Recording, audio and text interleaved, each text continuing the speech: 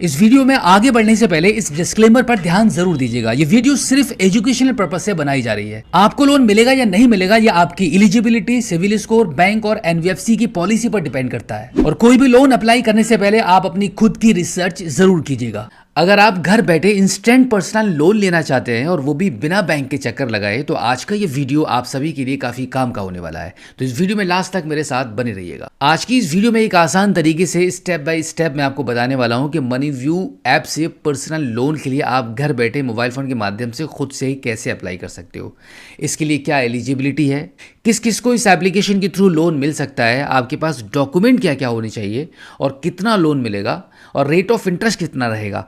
Complete जानकारी आज की इस वीडियो में आपको मिलने वाली है।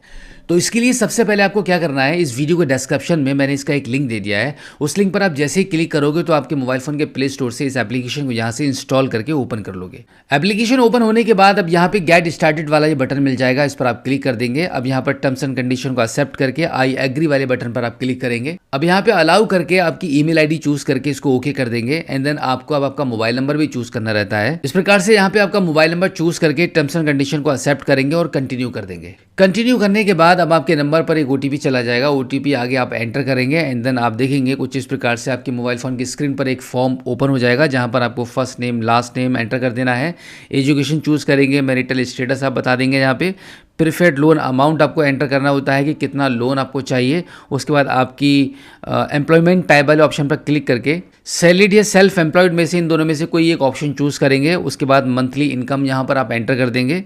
उसके बाद टर्म्स एंड कंडीशन के इन तीनों बॉक्सेस पर टिक करके इसको गेट ऑफर वाले ऑप्शन पर आप क्लिक करेंगे। अब इसके बाद आपके मोबाइल फोन की स्क्रीन पर आपकी पैन कार्ड या डिटेल्स को फिल करने का ऑप्शन आ जाएगा, जहां पर सबसे पहले आपका पैन कार्ड का नंबर एंटर करेंगे, डेट ऑफ बर्थ एंटर करेंगे, area pin code number enter करेंगे, जेंडर चूज कर लेंगे और एक बार फिर से यहाँ पे गेट ऑफर वाले ऑप्शन पर आप क्लिक करेंगे।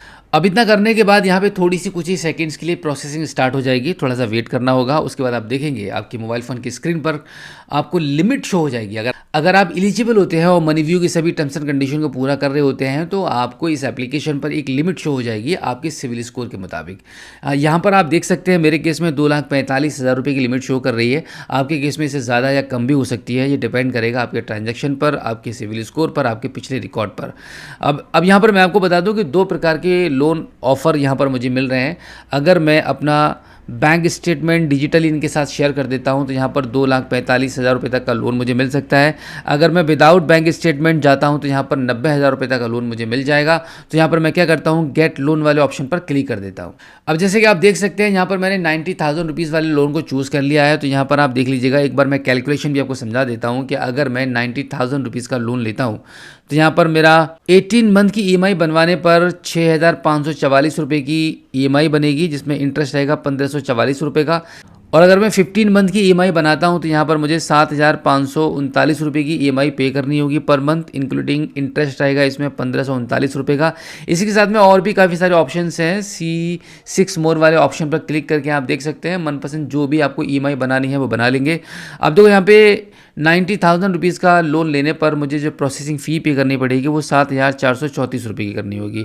अब देखो इस लोन को लेने के लिए कन्फर्म एंड प्रोसीड वाले ऑप्शन पर हम क्लिक कर देते हैं। अब इतना करने के बाद यहाँ पे थोड़ी सी प्रोसेसिंग फिर से स्टार्ट हो जाएगी और फिर आप देखेंगे यहाँ पर और भी आपकी कुछ एडिशनल इन्फॉर्मेशन फिल करनी होती है, जैसे फादर नेम, मदर नेम और आपका हाउस और आपका खुद का है, रेंटेड हाउस है। साथ ही साथ में यहाँ पे पर्पस ऑफ लोन आपको बताना होता है, आपकी सोशल कैटेगरी आपको चूज़ करनी है। उसके बाद आपकी प्रिफर्ड लैंग्वेज को आप यहाँ से चूज़ कर लेंगे and then terms and condition के इस बॉक्स पर टिक करेंगे और कंटिन्यू कर देंगे।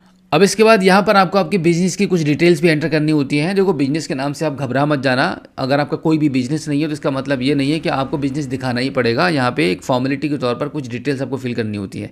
देखो अभी ना अभी आप कुछ ना कुछ काम तो ज़रूर कर रहे होंगे। आपकी कोई छोटी मोटी दुकान होगी, कोई ठेला लगाते हैं, कोई भी काम करते हैं। आपके काम धंधे का जो भी नाम आपने रखा हुआ है उसी नाम को बिजनेस नेम में आप एंटर कर देंगे एंड देन रजिस्टर एड्रेस आपको एंटर करना है, area pin code number enter करेंगे, बिजनेस स्पेस जहाँ पर आपकी दुकान, शॉप, जो भी आपका काम है, आपकी खुद की जगह पर है, रेंटेड है, वो चूज़ कर लेंगे and then annual sales latest financial year में आपकी जो एनुअल सेल्स है वो यहाँ पर क्लिक करके चूज़ करेंगे। उसके बाद प्रपोज्ड एनुअल सेल्स वाले ऑप्शन पर क्लिक करके इसको चूज़ कर लेंगे। अब इसके बाद रजिस्ट्रेशन टाइप वाले ऑप्शन में सोल प्रोप्राइटरशिप वाले ऑप्शन ऑप्शन को चूज कर लेंगे and then nature of business आपको चूज करना है। And then nature of business में आपको जो ऑप्शन मिल रहे हैं इनमें से कोई ऑप्शन चूज कर लीजिए। हमने यहाँ पे ट्रेडिंग चूज कर लिया है। अब इंडस्ट्री वाले ऑप्शन पर क्लिक करके होलसेल और रिटेल के 2 ऑप्शन आ रहे हैं। आप होलसेल करते हैं कि रिटेल करते हैं, उनमें से कोई एक ऑप्शन चूज कर लीजिए। अब इसके बाद आपको बिजनेस एज भी बतानी होती है कि जो भी धंधा जो भी काम आप कर रहे हैं वो कब से कर रहे हैं, इनमें से कोई एक ऑप्शन आप चूज कर लीजिए। अब देखो इसके बाद अगर आपके पास जीएसटी है, आपने जीएसटी बनवा रखा है तो यस करेंगे, अदरवाइज नो कर दीजिए। और इसी के साथ में अगर आपका उद्यम सर्टिफिकेट बना हुआ है आपके पास है तो आप यस करेंगे, अदरवाइज इसको भी नो कर दीजिए। उसके बाद फाइनली आप इसको कंटिन्यू करेंगे। कंटिन्यू करने के बाद अब अगला स्टेप रहता है केवाईसी करने का। केवाईसी सबमिट आपको करनी है। आपको 2 ऑप्शन मिल रहे हैं, पहला रहेगा डिजिलॉकर केवाईसी और दूसरा है पेपरलेस केवाईसी। तो यहाँ पर आपको पेपरलेस केवाईसी वाले ऑप्शन को चूज कर लेना है इजीली आपकी केवाईसी करने के लिए। पेपरलेस केवाईसी वाले ऑप्शन को चूज करने के बाद अब यहाँ पर आपको आपका आधार कार्ड का नंबर एंटर करना है। इस कैप्चा कोड को यहाँ पे फिल कर देंगे and then login with OTP वाले ऑप्शन पर आप क्लिक करेंगे। अब इतना करने के बाद आपके आधार कार्ड के नंबर पर एक ओटीपी चला जाएगा। उस ओटीपी को आप यहाँ पे एंटर करेंगे और लॉगिन कर लेंगे। लॉगिन करने के बाद आपके मोबाइल फोन की स्क्रीन पर कुछ इस प्रकार से आपकी केवाईसी डिटेल्स निकल कर आ जाएंगी। अब यहाँ पे टर्म्स एंड कंडीशन को एक्सेप्ट करेंगे और आपके इस डिटेल्स को कंफर्म करेंगे। कंफर्म करने के बाद अब यहाँ पर आपको आपकी एक सेल्फी भी लेनी होगी। तो यहाँ पे आप टेक सेल्फी वाले ऑप्शन पर क्लिक करके सबसे पहले आपकी सेल्फी लेकर आप इसको अपलोड करके सेव कर देंगे एंड देन आपके डॉक्यूमेंट्स सबमिट करने होते हैं। डॉक्यूमेंट सबमिट करने के बाद आपका काम यहाँ पे कंप्लीट हो जाता है। अब आपको कुछ नहीं करना है, बस आपको वेट कर लेना है। अब अगर आप एलिजिबल होते हैं तो बहुत जल्दी कम समय के अंदर ही आपको जो लिमिट शो कराई गई थी वो लिमिट आपके बैंक अकाउंट में डिसवर्सल कर दी जाएगी। तो बिल्कुल इसी प्रकार से इतना ही आसान तरीके से मनी व्यू से पर्सनल लोन के लिए आप अप्लाई कर सकते हो घर बैठे, बिना बैंक के ही।